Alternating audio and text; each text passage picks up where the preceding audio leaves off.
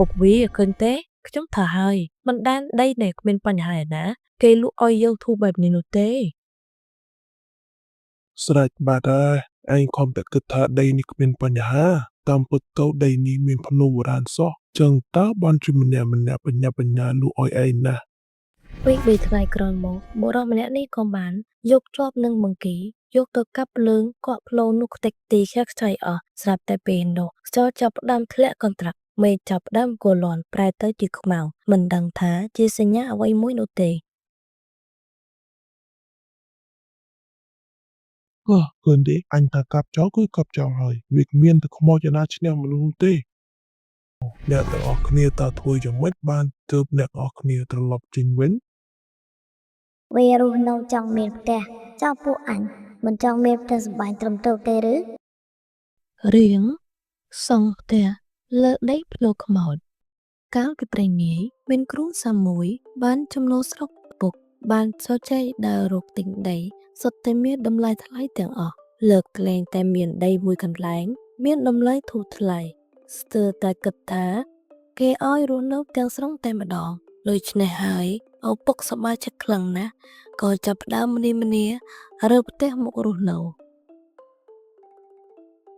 មើលម៉ែវាចាប់ផ្ដើមរៀបចំផ្ទះស្បែងទៅវើយអញបានរកឃើញដីមួយកន្លែងវាធូរថ្លៃខ្លាំងណាស់សឹងថាគេឲ្យយើងនៅព្រីតែម្ដងណា អីដីណាក៏ពុកវាហេតុអីក៏គេឲ្យយើងរស់នៅព្រីអញ្ចឹងមិនមែនព្រីនោះទេប៉ុន្តែវាមានតម្លៃថោក ពុកវាឯងមានបានសើប្រវត្តិដីនោះច្បាស់ទេពុកវាអូយមិនបាច់សើបស្អីទេមនុស្សរកតែដីរស់នៅដើម្បីធ្វើផ្ទះហេតុអីក៏ចាំបាច់សើបច្រើនម្ល៉េះ នាងប្រពន្ធក៏លែងតបប្តីហើយធ្វើតាមអ្វីដែលប្តីប្រាប់លោកគ្រួសារនោះបានរើមកដល់ដីនោះភ្លាមក៏ចាប់ផ្ដើមសាងសង់លំនៅឋានដើម្បីរស់នៅពីមួយថ្ងៃទៅមួយថ្ងៃឪពុកម្ដាយនិងកូនបានខិតខំប្រឹងប្រែងឆ្ការព្រៃដើម្បីយកដីដាំដំណាំព្រោះថាដីធំនោះគឺពិតជាធំខ្លាំងណាស់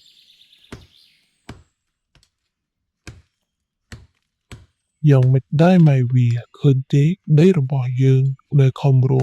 កបានលឿនហើយថែមទាំងដីធំទៀតយើងឆ្ងល់ខ្លាំងណាស់ម្ចាស់ដើមវាគិតអីបានជាលក់ដីឲ្យយើងថោកបែបនេះ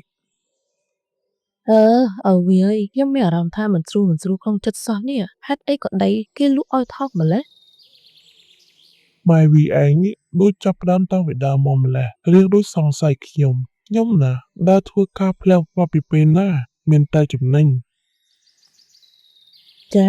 ឲ្យតែចំណេញរហូតចោះពុកវាខ្ញុំនេះសប្បាយចិត្តខ្លាំងណាស់ណាមួយពួកយើងអាចសល់ប្រាក់ដើម្បីរកស៊ីផងនៅពេលនោះកូនប្រុសកំពុងតែកាប់ឆ្ការស្រាប់តែបានឃើញដីពកមួយដុំដែលមានស្មៅដុះជុំវិញនិងរើសឈើដុះរញ៉េរញ៉ៃតាមពិតដីនោះគឺជាផ្លូវមួយសោះ ពុកម៉ែឆាប់មកមុននេះ ពុកវាឃើញទេខ្ញុំថាហើយមិនដានដីនេះគ្មានបញ្ហាឯណាគេលក់ឲ្យយើងធូរបែបនេះនោះទេ ស្រេចបាទហើយឯងខំតែគិតថាដីនេះគ្មានបញ្ហាតាមពិតទៅដីនេះមានភ្នូបុរាណសោះចឹងតើបានជាម្នាក់បញ្ញាលក់ឲ្យឯងណាមិនអីទេកាប់វាចោលទៅ អេពុកវាឯងនិយាយស្អីហ្នឹងមិនក៏ឲ្យកូនកាប់ទៅចោល ចោលឲ្យយើងធ្វើមួយបើទុកដីភ្នូនេះមានដីឯណាដាំស៊ីឯងមើលចោះឡូទំហំធំបែបនេះឲ្យយើងគិតធ្វើម៉េច ពុកវានេះគឺជាផ្លូវបុរាណណាផ្លូវនេះប្រកាសជាមានអាយុកាលហើយមានប្រវត្តិរបស់វាហើយ មិនអីទេកូនប្រុសឯងកាប់ឆ្ការព្រៃចោះអាភ្នូនេះចំទុកឲ្យពុកជាអ្នកលើងវាចោល ប្តីបានទន្ទិញពាក្យកាប់ពាក្យឆ្ការជាប់មាត់មួយសន្ទុះក្រោយមកកាប់តែប្តីមានអាការៈប្លែកៗ ណែអញប្រាប់ពួកនេះឯងណាបើហ៊ានតែមកកាប់ផ្ទះសម្បែងរបស់អញនឹងទៅនៅផ្ទះសម្បែងរបស់ពួកនេះឯងជាមិនខានអញប្រាប់ឲ្យហើយទៅវើយ ពុកវាឯងនិយាយស្អីហ្នឹងអញប្រាប់ទៅហើយកុំមកធ្វើអីផ្ទះរបស់អញឲ្យសោះផ្ទះរបស់អញនៅទីនេះយូរហើយកុំមកចង់បំពេញកុំមកចង់កាប់ចង់លើកឲ្យសោះ ម៉ែពុកគាត់និយាយអីហ្នឹង អញមិនមែនអោឯងទេអញគឺជាម្ចាស់ភ្នូនៅទីនេះអញរស់នៅទីនេះយូរហើយបើសិនជាពួកឯងហ៊ានធ្វើអីអញនឹងទៅរស់នៅផ្ទះរបស់ពួកឯងអញនឹងធ្វើឲ្យពួកឯងគ្មានក្តីសុខនោះទេ តាមពិតគឺវិញ្ញាណម្ចាស់ភ្នោមែនទេ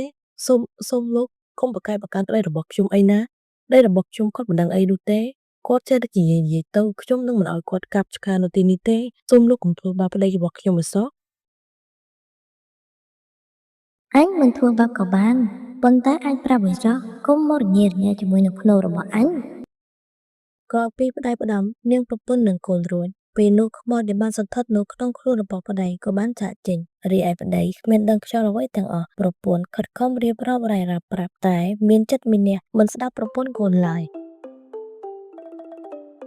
ស្អីគេខ្មោចចូលស្អីអញមិនខ្វល់អញចង់កាប់ចាំមើលចុះអញជាអ្នកលើភ្នោនេះចោលដោយខ្លួនឯង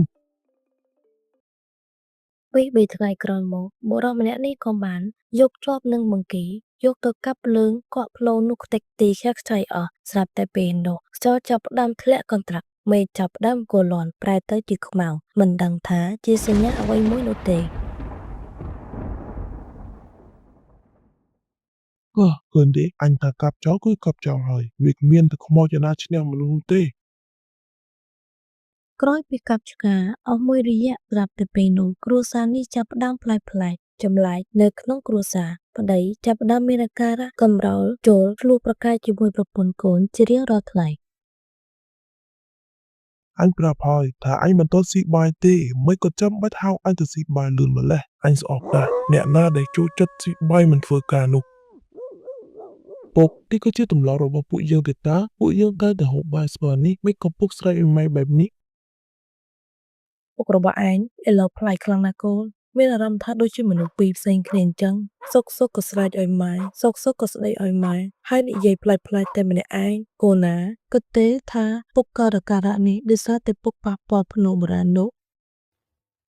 ខ្ញុំក៏សម្រេចចិត្តដែរម៉ែតពីដើមមកពុកមិនដែលមានអាការៈបែបនេះទេក្រោយពីបានកាប់ឆ្កានៅលើភ្នូនោះកាប់ភ្នូនោះចោលធ្វើឲ្យពុកផ្លែកដូចជាមនុស្សផ្សេងអញ្ចឹងឬមួយក៏ពុកត្រូវអំពើរបស់ខ្មោចក៏មែន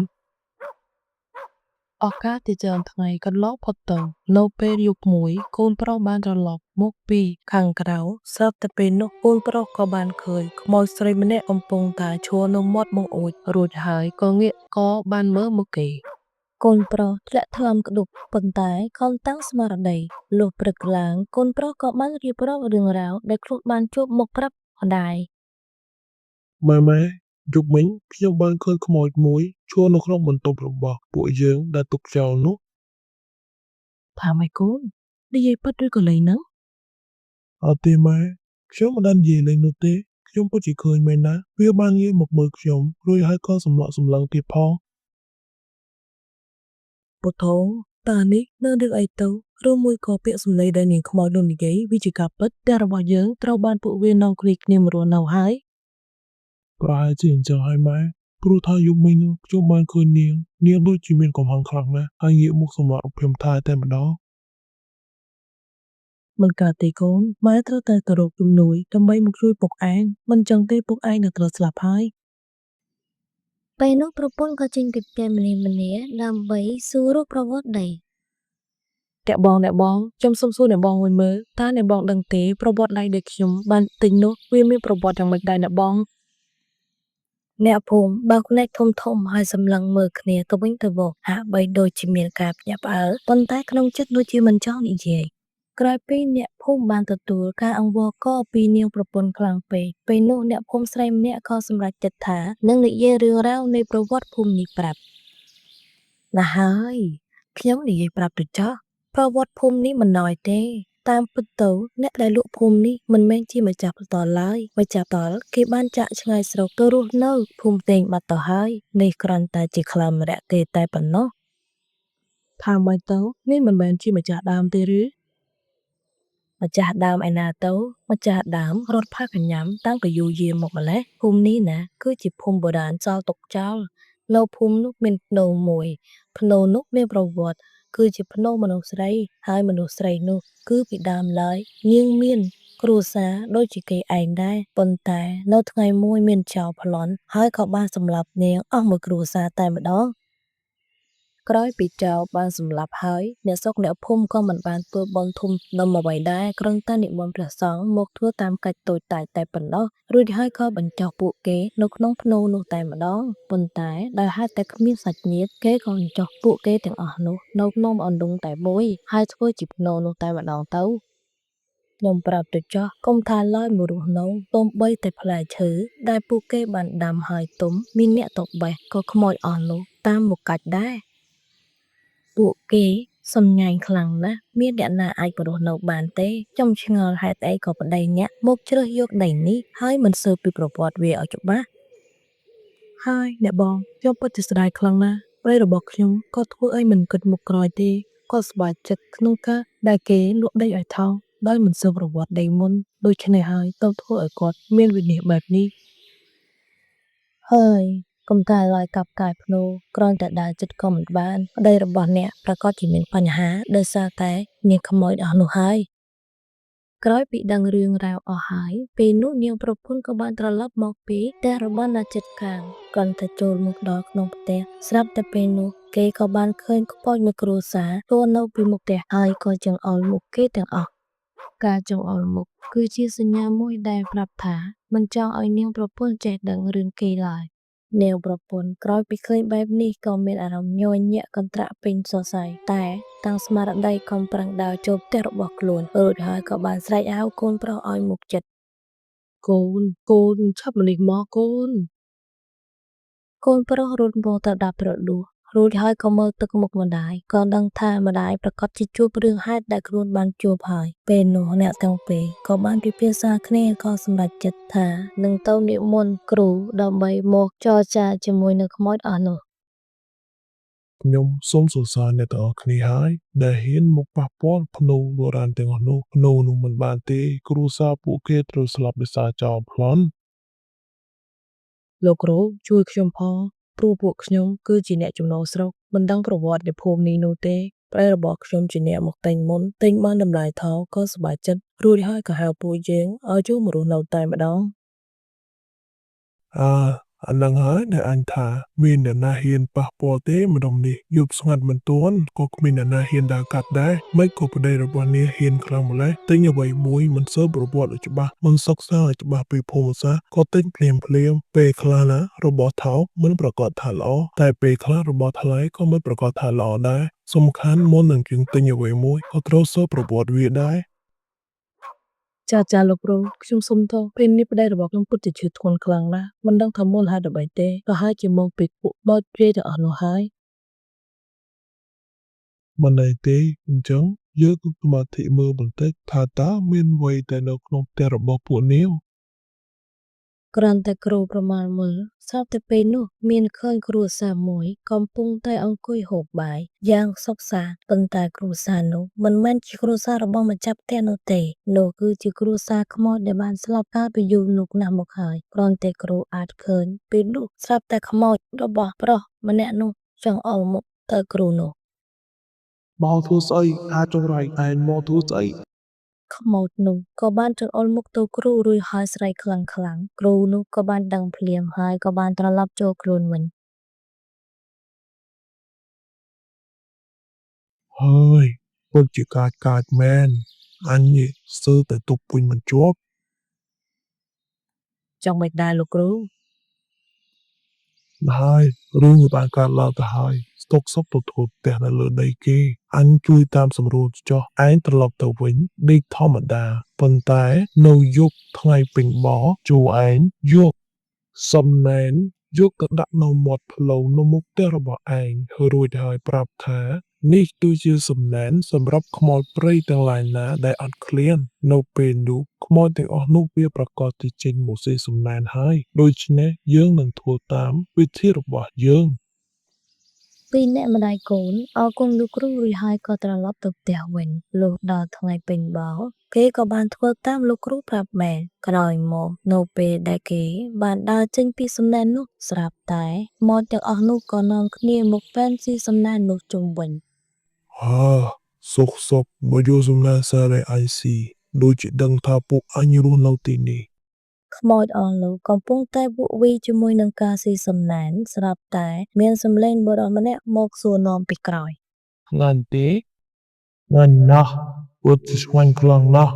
ខ្មោចឆ្លើយតបដោយមិនចាំបាច់ងាកក្រោយពេលដែលគេបានឆ្លើយមួយសន្ទុះគេក៏នឹកថាអ្នកណាជាអ្នកនិយាយក្រោយមកពួកខ្មោចអស់នោះក៏បានងាកបែរទៅមើលស្រាប់តែជាគ្រូដែលពួកគេបានឃើញពីថ្ងៃមុន ចុះគឺឯងទេឬឯងបានមកមើលអញតាំងពីមុនហេតុអីក៏ឯងមករករឿងរបស់អញទេអញមិនបានមករករឿងទេអញមកចរចាទេតាបើចរចាស្អីអញគ្មានអីចរចាជាមួយនោះទេអញមកចរចាមកចាប់ផ្ទះនេះឥឡូវគេឈឺធន់ណាស់វាជាសារដែររបស់ពួកឯងហើយមកតាមអញគិត អាវាជាស្នាដៃរបស់អញយ៉ាងម៉េចវាជាមនុស្សដែលឆ្លើយវាក៏ក្លឿនវាដឹងហើយលឺហើយអញបានប្រាប់វាហើយកុំឲ្យវាប៉ះពាល់ផ្ទះរបស់អញបើវាកាប់ឆាយរបស់ប៉ាញ់នោះអស់ហើយឲ្យអញទៅនៅឯណាអញត្រូវតែមកនៅលើផ្ទះរបស់វាហើយ ចាត់ទុកថារឿងហ្នឹងពួកវាខុសទៅចោះប៉ុន្តែធ្វើម៉េចគ្នាជាមនុស្សមើលមិនឃើញហើយវាមានចរិតម្នះទៀតផងដូច្នេះហើយលើកលែងបានក៏លើកលែងទៅអញមិនលើកលែងអញមិនខ្វល់អញចូលតែមករស់នៅទីនេះបានឥឡូវយើងចរចាគ្នាទៅអ្នកទាំងអស់គ្នាតើធ្វើយ៉ាងម៉េចបានទើបអ្នកទាំងអស់គ្នាត្រឡប់ចេញវិញ វារស់នៅចង់មានផ្ទះចង់ពួកអញមិនចង់មានផ្ទះសម្បែងត្រឹមត្រូវទេឬ នាយគ្រូគ្រាន់តែឮប៉ុណ្ណេះក៏ញញឹមហើយគិតថាខ្លួនមានវិធីដោះស្រាយហើយ បានអញ្ចឹងយើងនឹងឲ្យគេរៀបចំសាងសង់ភ្នូរថ្មីហើយភ្នូរទាំងអស់នោះយើងមិនដាក់ដោយឡែកនោះទេកុំឲ្យពួកឯងមិនទម្លាប់រស់នៅយើងនឹងឲ្យគេសាងសង់ភ្នូរធំមួយប៉ុន្តែនៅក្នុងភ្នូរធំនោះមានភ្នូរតូចៗ4ទៀតអញ្ចឹងវាជាផ្ទះរបស់ពួកឯងតែម្ដងដាច់ស្រឡះសូវរស់នៅណាស់ណា ខ្មោចងាកមើលមុខនាយរួចហើយក៏និយាយទៅកាន់គ្រូ អាបើអញ្ចឹងក៏ធ្វើតាមនឹងចុះតែកុំក្បត់សន្យាវើយបើមិនអញ្ចឹងទេអញនឹងចេញមកធ្វើបាបម្ដងទៀតធ្វើបាបលើកនេះអញយកដល់ជីវិតតែម្ដង ក្រោយពីការចរចាគ្នាត្រូវរកហើយនាយគ្រូក៏បានប្រាប់ទៅគ្រួសារនោះហើយនាងប្រពន្ធនិងកូនក៏បានរៀបចំឲ្យគេបានធ្វើរឿងរ៉ាវទាំងអស់តាមគ្រូប្រាប់ចាប់តាំងពីពេលនោះមកប្តីរបស់នាងក៏បានធូរស្បើយបន្តិចម្ដងរួចហើយក៏បានជាសះស្បើយ